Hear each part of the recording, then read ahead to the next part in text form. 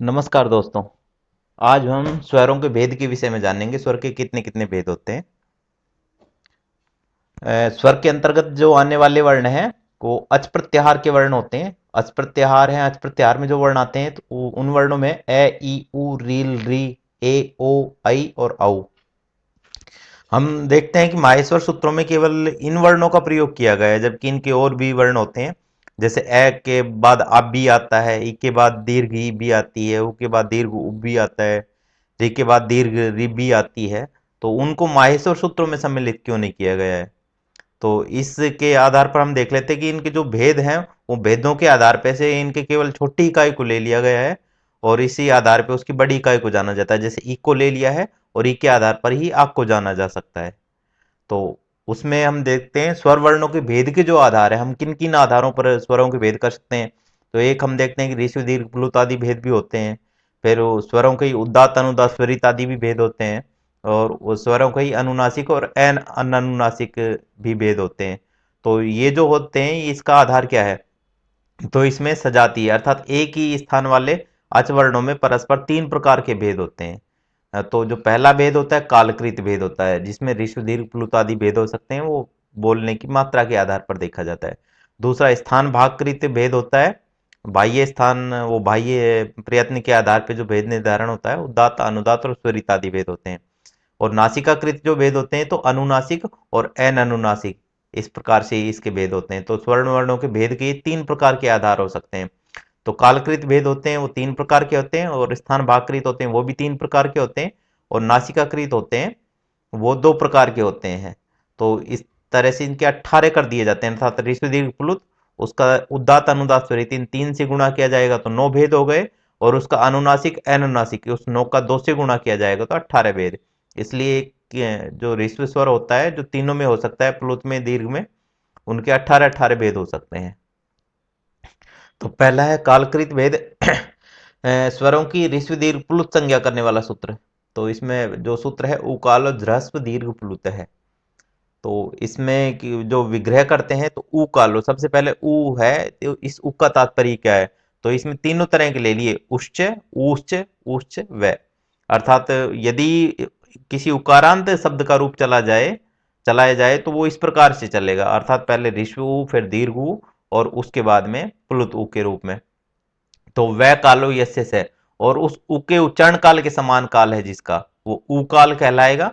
तो वाम काले कालु यस्य सोच क्रमात् ऋस्व दीर्घ प्लुत संज्ञा। अर्थात ऋस्व उ दीर्घ उ और प्लुत उ, इनके उच्चारण काल के समान अन्य किसी भी स्वर का यदि उच्चारण काल है तो उसकी क्रम से ऋस्व दीर्घ और प्लुत संज्ञा होती है। तो इसी का नीचे हिंदी में स्पष्ट कर रखा है, उ उ उ ये व पद से बोध्य हैं, अर्थात ये तीनों व के द्वारा जाने जाएंगे। तो एक मात्रिक उ, द्विमात्रिक उ और त्रिमात्रिक उ, इनका जो उच्चारण काल होता है उसी के समान उच्चारण काल जिस भी स्वर का होता है उन स्वरों की क्रम से ऋस्व दीर्घ और प्लुत संज्ञा होती है। अर्थात एक मात्रिक उ के समान यदि किसी का उच्चारण काल है जैसे कि ए, तो वो ऋस्व में आएगा। द्विमात्रिक उ के समान उच्चारण काल जिसका है जैसे कि आ, तो उसका दीर्घ आएगा। और यदि प्लुत उच्चारण है तो उसके वो प्लुत होगा। तो उकाल ह्रस्व दीर्घ प्लुत सूत्र में काल शब्द है वो मात्रा विशेष अर्थात उच्चारण में लगने वाले समय का बोधक है, अर्थात कितने समय में कोई भी स्वर भूल सकता है। ऋस्व दीर्घ और प्लुत ये तीनों संज्ञाएं किसी स्वर वर्ण के उच्चारण करने में प्रयुक्त सीमित मात्रा की एक प्रकार से मापक है। तो ऋस्व दीर्घ और प्लुत संज्ञाओं में दृष्टांत के रूप में उवर्ण का ग्रहण किया गया है। तो उवर्ण का ग्रहण करने का जो कारण है, क्योंकि सबसे पहले स्वर जो बोलता है वो अ बोलता है, लेकिन इसमें सूत्र में ग्रहण किया गया वो उ का ग्रहण किया गया है। इसका कारण यह है कि कुक्कुट अर्थात मुर्गा होता है, वो जब बांग देता है तो उसमें तीनों प्रकार के जो होते हैं वो बोलते हैं उसमें। तो उसमें ऋस्व भी दीर्घ भी और प्लुत भी बोलते हैं। तो इस प्रकार समय बोलते समय जो क्रम से आरोह होता है, चढ़ाव होता है, वही इस मात्रा काल का प्राकृतिक मापक माना जाता है। और मुर्गे के अतिरिक्त अन्य पक्षियों को उच्चारण करने में तीनों मात्राओं के समष्टि रूप कभी भी दिखाई नहीं देता है। अर्थात एकमात्र मुर्गे का जो उच्चारण होता है उसमें तीनों तरह के आ सकते हैं, ऋस्व दीर्घ प्लुत। तो एक मात्रा वाले जो स्वर हैं वो ए ई उ रील री, ये 5 स्वर हैं जो ऋस्व हैं, एक मात्रा वाले हैं। इनमें से जो प्रारंभिक चार हैं ए ई उ और री, वो दो मात्रा वाले भी हो सकते हैं, अर्थात आ ई उ और री, ऐसा दीर्घ भी हो सकते हैं। और किसी को यदि दूर से बुलाना हो तो ये स्वर तीन मात्रा वाले भी हो सकते हैं, जैसे कि ए ई उ री। या इसी का दीर्घ के रूप में यदि प्लुत को करें तो आ ई उ री, ऐसे प्लुत भी हो सकते हैं। अतः इनके तीन तीन भेद हो जाते हैं ऋस्व दीर्घ प्लुत से। री है, री ऋस्व है किंतु इसका दीर्घ नहीं होता है, अतः ऋस्व री और प्लुत री, ऐसे इसके दो ही भेद होते हैं। इसके बाद ए ओ आई औ, ये दीर्घ है, ये प्लुत भी हो सकते हैं लेकिन ये ऋस्व नहीं हो सकते हैं, क्योंकि ये चारों के चारों हैं संयुक्त वर्ण है, मिलकर बने हैं, इसलिए इनके दो दो भेद ही होते हैं। जो दूसरा भेद निर्धारण किया था वो स्थान भागकृत किया था। तो स्वरों की उदात्त संज्ञा करने वाला जो सूत्र है वो उच्चैर उदात्त है। ताल, इसका जो वृत्ति है, तालवादीसु सभागेशु स्थानेषु ऊर्ध्व भाग निष्पन्नोच उदात्त संज्ञा। मुख के भीतर तालु आदि समान भाग वाले स्थानों में ऊपरी भागों से उच्चरित होने वाले स्वर वर्ण होते हैं, वो उदात्त संज्ञा कहलाते हैं। अर्थात मुख आदि उच्चारण स्थान है, उसके ऊपरी भाग से जिसका भी उच्चारण होगा वो सारे उदात्त संज्ञा कहलाएंगे। जैसे कि आ, ये उदात्त स्वर में शरीर के सब अवयवों का आयाम अर्थात ऊपर की तरफ खींचा जाना, स्वर की रुक्षता, स्वर का कठोर होना एवं कंठफिटा का सुकड़ना, ये सब कोशिशें होती हैं उदात्त चिन्ह को बोलने में। और उदात्त का कोई भी चिन्ह नहीं होता है। स्वरों की अनुदात्त संज्ञा करने वाला जो सूत्र है वो है निश्चयी अनुदात्त है। तो तालवादीसु सभागेशु स्थानेषु अधोभाग्ये निष्पन्नो अच अनुदात्त संज्ञा स्यात्, अर्थात मुख के भीतर तालु आदि समान भाग वाले स्थान जो होते हैं उनके नीचे के हिस्से से उच्चारित होने वाला जो स्वर वर्ण होता है वो अनुदात्त संज्ञक होता है। जैसे अर्वांग, अर्वांग में जो ए आप देख रहे हैं वो ए अनुदात्त है।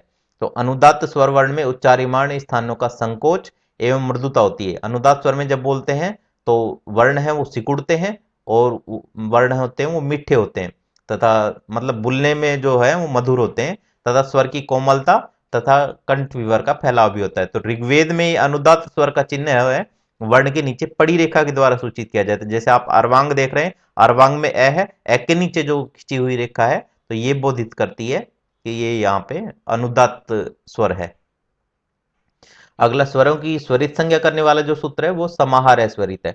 तो उदात्तत्वानुदात्तत्व वर्ण धर्म समाह्रियते यस्मिन् स्वच स्वरित संज्ञा स्यात्, जिसमें उदात्त और अनुदात्त दोनों वर्ण धर्मों का समावेश हो वह स्वरित कहलाता है। जैसे कि क्व, क्व में ऊपर ये जो डंडा खड़ा हुआ है वो इसका स्वरित का बोधक है। तो ऋग्वेद में स्वरित स्वर का जो चिन्ह होता है वर्ण के ऊपर खड़ी रेखा लगाई जाती है। जैसे क्व है, क्व में व के ऊपर जो खड़ी हुई रेखा लगाई गई है वो स्वरित की पहचान है। इसके बाद में जो तीसरा तरह का भेद लिया था वो नासिका कृत। तो स्वरों की अनुनासिक संज्ञा करने वाला जो सूत्र है वो है मुख नासिका वचनो अनुनासिक। मुख सहित नासिकया उच्चार्यमाणो वर्णो अनुनासिक संज्ञा।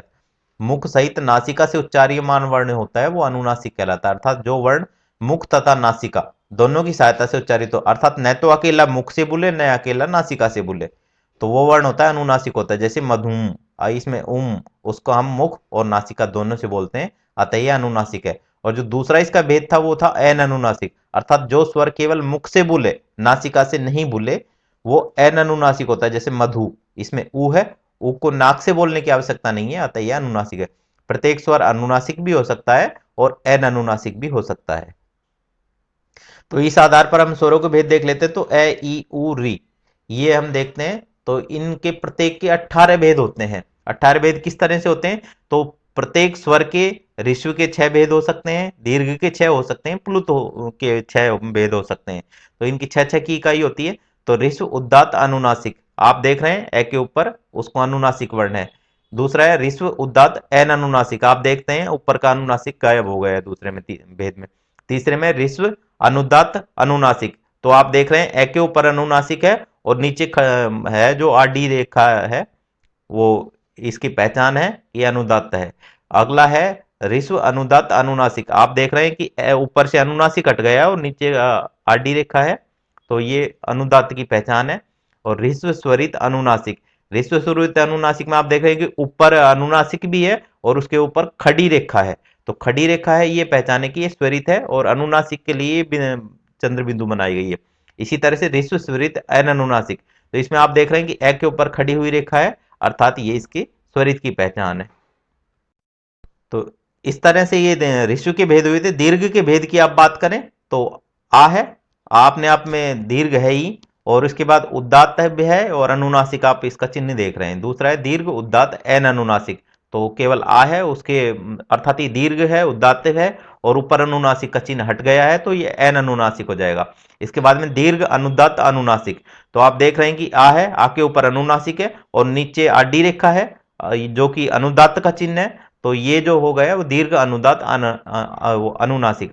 और इसके बाद में जो अगले में देख रहे हैं दीर्घ अनुदात एन अनुनासिक, इसमें आ है, आ के नीचे आडी रेखा है और ऊपर से अनुनासिक का चिन्ह गायब हो गया, अर्थात ये अनुदात दीर्घ भी है, अनुदात है और एन अनुनासिक है। इसके बाद दीर्घ स्वरित अनुनासिक, तो आप देख रहे हैं आग के ऊपर चंद्र बिंदु है, अनुनासिक है और उसके ऊपर खड़ी रेखा है अर्थ जो कि स्वरित का चिन्ह है, तो ये दीर्घ स्वरित अनुनासिक हो गए हैं।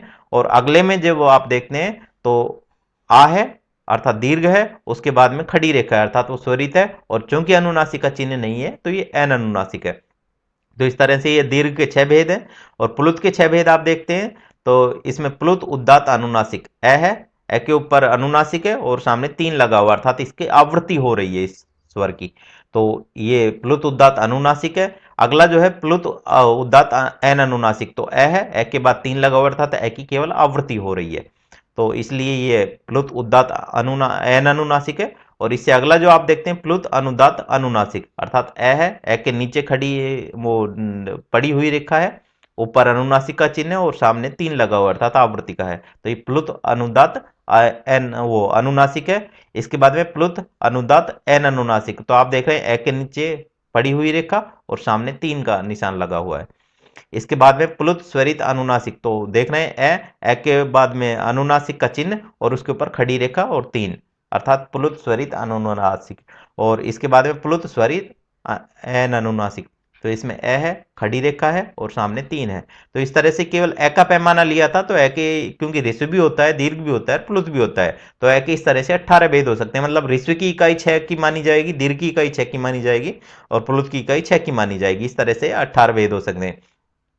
ई ऋषि भी होता है, दीर्घ भी होता है, प्लुत भी होता है, तो ई का भी आप इसी तरह से घटा के देख सकते हैं, तो ई के भी 18 भेद होते हैं। उ भी के भी इसी तरह से 18 भेद हो सकते हैं और रि के भी 18 भेद हो सकते हैं, क्योंकि ऋषि दीर्घ प्लुत ये तीनों में होता है। इसके बाद हम अगला देखते हैं लृ, तो लृ वर्ण से द्वादश भेदा, लृ वर्ण के 12 भेद होते हैं। कारण इसका ये तस्य दीर्घ अभावत, क्योंकि लृ वर्ण दीर्घ नहीं होता है, तो वो ऋस्व हो सकता है और प्लुत हो सकता है। तो ऋस्व के आप देख रहे हैं इसमें ये 6 भेद हैं, तो री के हो सकते हैं और इसके बाद में प्लुत के भी, तो इस तरह से री वर्ण होता है उसके 12 भेद होते हैं। इसके बाद में एचामपि द्वादश भेदा, एच अर्थात एच प्रत्यार के अंतर्गत जो आने वाले वर्ण है ए ओ आई औ, इनके भी 12 भेद हो सकते हैं। इसका कारण है तेसाम ऋस्वाभावात, उनका ऋस्व का अभाव होने से, अर्थात ए ओ आई और औ ये चारों वर्ण ऋस्व नहीं होते हैं, अर्थात ये दीर्घ और प्लुत ही हो सकते हैं। तो इसके जो क्रम से भेद है आप देख रहे हैं, तो इस तरह से ये जो 12 भेद होते हैं वो एच प्रत्याहार के वर्णों के होते हैं। जयतु भारतम जयतु संस्कृतम।